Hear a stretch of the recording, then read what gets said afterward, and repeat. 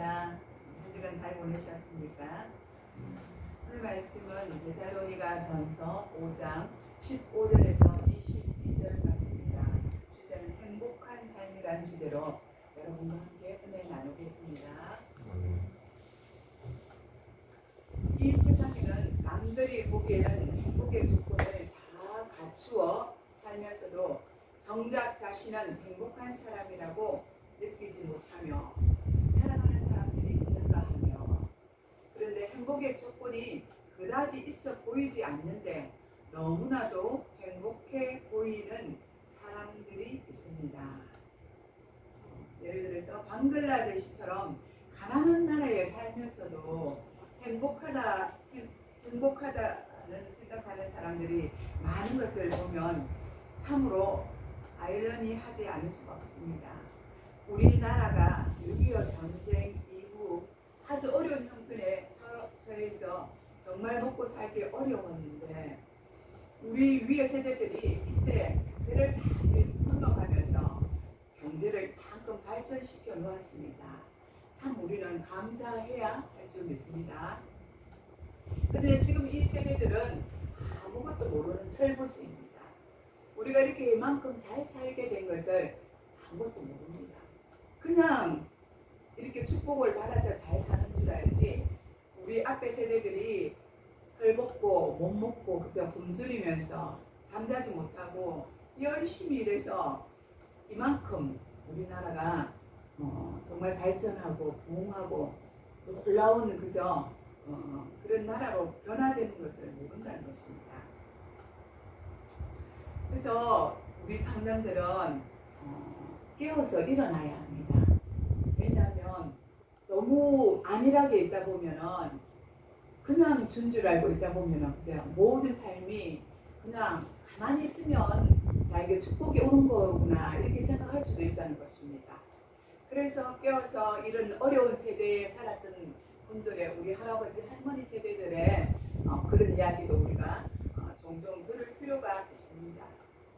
그런데 교회에서나 이런 이야기를 간혹 해주지, 사실은 세상에 있을 때는 아무도 이런 이야기를 잘 안 해줍니다. 그래서 교회에 나오는 것이 복이 있는 것입니다. 아멘. 그런데 이보다 더 방글라데시는 우리나라보다 더 어렵게 살아갑니다.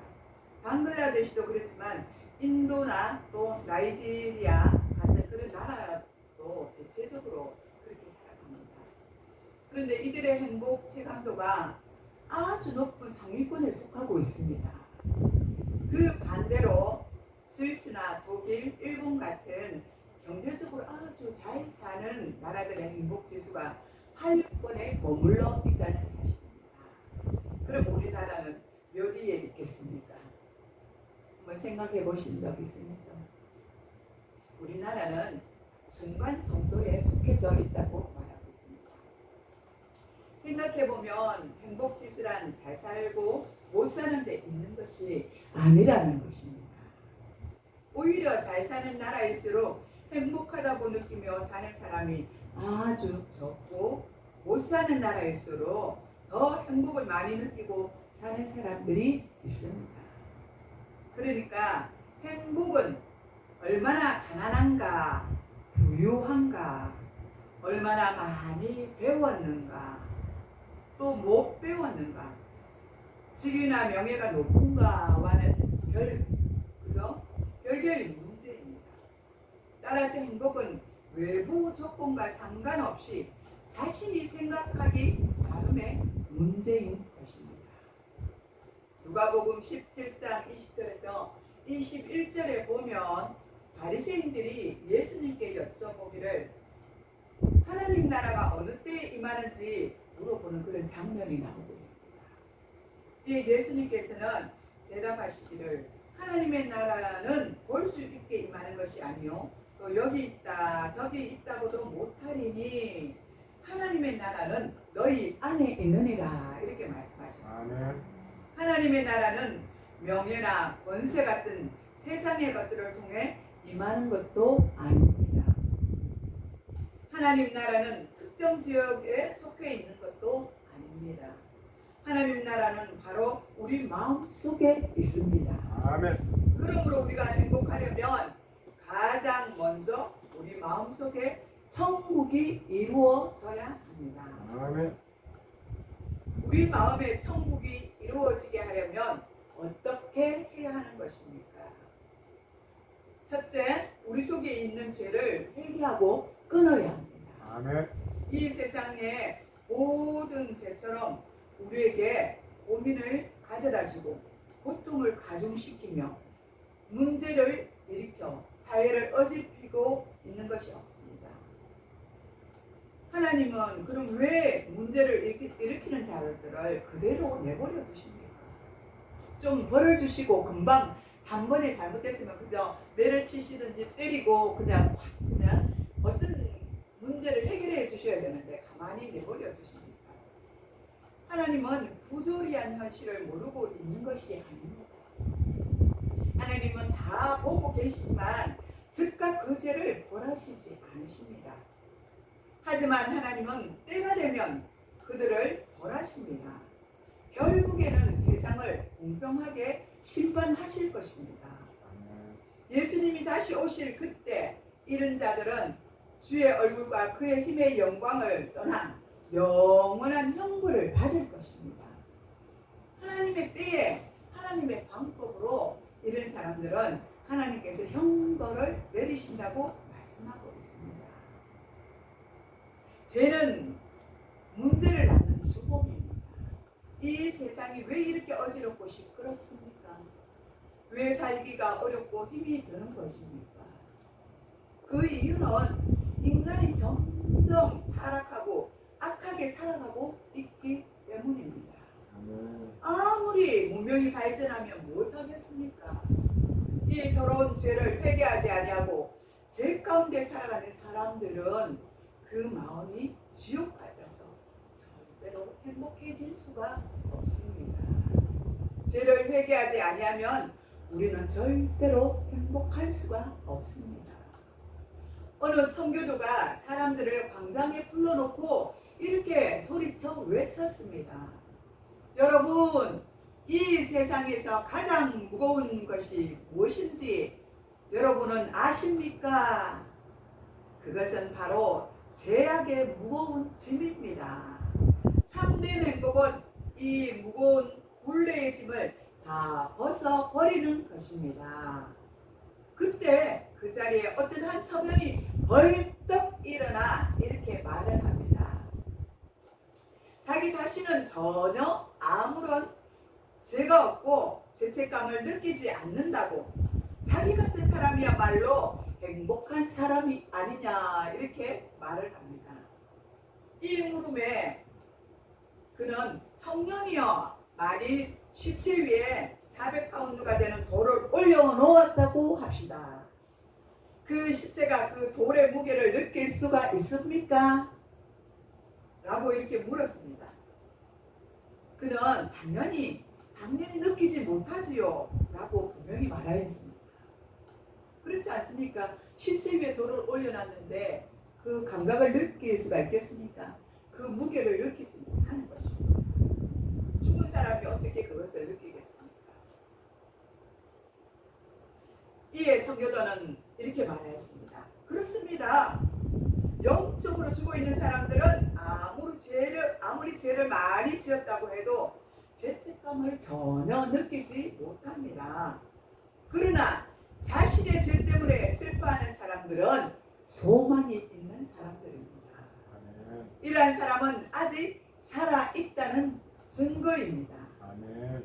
죄는 우리의 모든 것을 불행하게 만듭니다. 죄가 있으면 우리는 하나님으로부터 받을 축복을 받아 누리지 못하는 것입니다. 그리고 우리의 기쁨과 소망을 모두 빼앗아 버립니다. 죄는 우리 인간을 파괴시킵니다. 그렇지만 자신의 죄를 하나님 앞에 낱낱이 구하고 회개하면 그 죄를 용서받고 죄사함을 받아 평강이 넘쳐 자연히 마음의 천국을 이루게 됩니다. 두 번째는 겸손한 마음을 우리가 가져야 합니다. 영국의 철학자 버틀란드 러셀은 행복론에서 말하기를 자신의 인간 존재를 겸허하게 평가하는 것이 행복의 근원이라고 말했습니다. 자신을 낮추어 평가하는 사람은 자신의 조그마한 성공에도 놀랍니다. 나는 이만한 사람이 못 되는데 어떻게 이렇게 이런 일을 할 수 있었을까? 내게 어떻게 이런 축복이 내게 왔을까? 이렇게 생각을 합니다. 그러나 이 반대로 자기 자신만을 높이는 사람은 어려운 일이 닥치면 어떻게 내게 이런 일이 있을 수가 있었는가 하고 불평하고 탄식합니다. 실패의 나락으로 그는 떨어지고 마는 것입니다.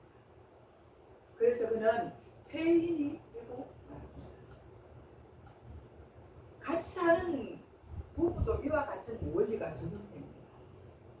자신을 낮추어 평가하는 사람들은 배우자를 바라볼 때마다 하나님이 어쩌면 이처럼 좋은 사람을 내게 보내주셨을까 이렇게 말하는 거예요. 이렇게 내게 가분한 사람을 주시다니 라고 생각하며 감사하고 행복한 삶을 살아가게 됩니다. 그러나 자기 자신을 높게 평가하는 사람들은 상대방을 바라볼 때마다 어쩌다가 저런 사람을 내가 만나게 되었지. 난 저런 인간하고 살 사람이 아닌데 난 정말 재수가 없는 사람이야 이렇게 생각한답니다. 그리고는 원망하고 불평을 늘어놓습니다. 그러니 그 마음이 지옥같이 되어 결국 아주 불행하게 사는 사람이 되는 것입니다. 여러분도 혹시 그렇게 해본 적이 있습니까? 그렇게 생각해 본 적이 있습니까? 다 우리 속에는 그런 마음이 조금씩은 다 있을 줄 있습니다. 그러나 예수 믿는 사람들은 이 마음을 하나님 앞에 다 내려놓고 우리가 회개해야 될 줄 믿습니다. 그리고 부부간에도 서로 사랑하고 자식들과도 사랑하고 이웃과도 서로 사랑해야 될 줄 믿습니다. 이렇게 원망하고 불평을 늘어놓으면 우리 마음이 결국은 지옥이 됩니다. 우리 마음을 천국을 이루어서 살아가라고 주님이 말씀하셨는데 그 천국을 이루지 못한다는 것입니다. 세 번째는 하나님의 말씀대로 우리가 순종하며 살아가야 합니다. 순종이 제사보다 낫다고 하지 않았습니까? 로마서 12장 17절에서 21절에 이렇게 말씀합니다. 아무에게도 악을 악으로 갚지 말고 모든 사람 앞에서 선한 일을 도모하라 할 수 있거든 모든 사람들과 더불어 화목하라. 삼가 누구에게 악을 악으로 갚지 말게 하고 서로 대하든지 모든 사람을 대하든지 항상 선을 따르라. 항상 기뻐하라. 쉬지 말고 기도하라. 범사에 감사하라. 이것이 그리스도 예수 안에서 너희를 향하신 하나님의 뜻이니라. 아멘. 성령을 소멸하지 말며 예언을 멸시하지 말고 범사에 헤아려 좋은 것을 취하고 악은 어떤 모양이라도 버려라. 할렐루야. 또 베드로전서 3장 9절에는 악을 악으로 갚지 말고 도리어 복을 빌라. 아멘. 이를 위하여 너희가 부르심을 입었나니 이는 복을 유업으로 받게 하려 하심이니라. 우리가 말씀대로 살 때에 마음의 천국이 이루어집니다. 복은 어느 특정한 곳에 있는 것이 아니라 또 쟁취한다고 이루어지는 것이 아니라 우리 마음속에 있는 것입니다. 우리가 신명기 28장 말씀대로 살아서 복을 받는 사람이 되려면 들에 가도 복을 받고 성읍에 가도 복을 받고 들어와도 복을 받고 나가도 복을 받고 어디서 무엇을 하든지 우리는 복을 받게 되어 있습니다. 그렇게 된다면 우리는 얼마나 행복하겠습니까? 하나님 말씀대로 이렇게 순종하면 하나님 어느 곳에 살든지 우리에게 복을 주신다고 말씀하시는 것입니다. 이렇게 살면 마음의 천국을 이루게 되고 우리가 무엇을 하든지 행복하게 됩니다. 아멘. 네 번째로는 우리는 서로 사랑하며 살아야 합니다. 우리 모두는 누구나 마음껏 사랑하고 사랑을 흠뻑 받을 때 행복해집니다. 그렇지 않습니까? 행복할 때 우리 마음이 너그러워지고 더 남에게 간대해지지 않습니까? 사랑할 때 더 나누어 주고 싶고 부어주고 싶고 그런 마음이 생깁니다. 우리 모두는 누구나 마음껏 사랑하고 사랑을 흠뻑 받을 때 우리 마음이 흡족해집니다. 사람은 사랑을 많이 받을 때 그 마음이 천국으로 이루어집니다. 독일의 철학자 피테는 사랑은 인간의 주 성분이다 이렇게 말했습니다. 소금에 짠맛이 없으면 소금이 아니고 설탕에 단맛이 없으면 설탕이 아니듯 사랑이 없는 인간은 더 이상 인간이 아니라고 말했습니다. 그렇습니다. 그죠? 우리가 정말 그 설탕은 설탕의 맛을 내야 되고 소금은 소금의 맛을 내야 됩니다. 그죠? 그리고 우리는 그것을 가지고 세상에 나가서 빛과 소금이 되기도 해야 됩니다. 네. 이런 삶을 우리가 살아갈 때 하나님은 우리를 통하여 기뻐하시고 영광을 받으실 것입니다. 아멘. 사람이 사랑을 잃어버리면 짐승만도 못하다고 말하고 있습니다. 사람이 포악해지면 사람처럼 무서운 동물이 없습니다. 정말 사람이 포악해지면 그저 살인을 하잖아요. 자기도 물론 정신적으로 문제가 있어서 그렇게 하시는 사람도 있지만 정신적으로 우리가 풍족하지 못하고 힘들어지고 그렇게 되면 우리 마음이 포악해지니까 남을 넉넉하게 생각할 마음도 없습니다. 사랑할 마음도 없는 것입니다. 그러면서 악이 남아있는 것입니다. 그때 사단이 우리 속에 들어와서 주장하는 것입니다. 그래서 살인자도 생겨나는 것입니다. 얼마나 무서운 일입니까? 정말 동물보다 못하다면 어떻게 인간이라고 말할 수가 있습니까? 이처럼 사람에게 사랑이 없으면 다른 사람에게 많은 해를 끼치게 됩니다. 좋은 조건을 다 갖추고 있는 사람이라고 할지라도 그 사람에게 사랑이 결핍되어 있다면 그것은 영적으로 바라볼 때 대단히 위험한 상태라고 할 수가 있습니다. 우리 모두가 하나님의 천국을 이루고 살아가려고 한다면 원수처럼 여기는 자를 사랑하고 용서해야 합니다. 아멘. 그러나 원수를 사랑하지 못하고 용서하지 못하고 증오심을 품고 사람들은 그 마음이 지옥과도 같습니다.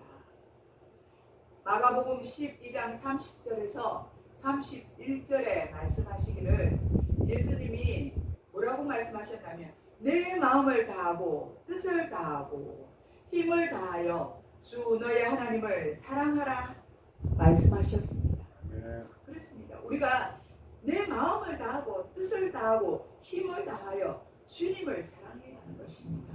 주님을 사랑하면 우리 마음에 사랑이 있는 것입니다. 그리고 이웃을 사랑해야 하는 것입니다. 이 사랑이 바탕이 되지 못한다면 우리는 행복할 수가 없습니다. 행복한 자로 살아갈 수가 없습니다. 주님이 우리 마음에 계시기 때문에 우리 가정이 행복한 가정이 되고 그래서 우리 자녀들이 행복하게 살고 우리의 남편들이 행복하게 살고 내 이웃들이 행복하게 살아갈 수 있는 것입니다. 우리 성경을 전체적으로 압축하여 한마디로 말하면 사랑이라고 표현하고 있습니다. 이것이 바로 마음의 천국을 이루며 우리는 행복하게 사는 길입니다. 마음의 천국을 이루며 살면 하나님을 사랑하시기 바랍니다. 그리고 예수님을 사랑하시기 바랍니다. 이웃을 사랑하시기 바랍니다. 늘 주 안에서 사랑 가운데 행복하게 가시는 여러분 되시기를 축복합니다. 아멘. 기도하겠습니다. 하나님 아버지 감사드립니다.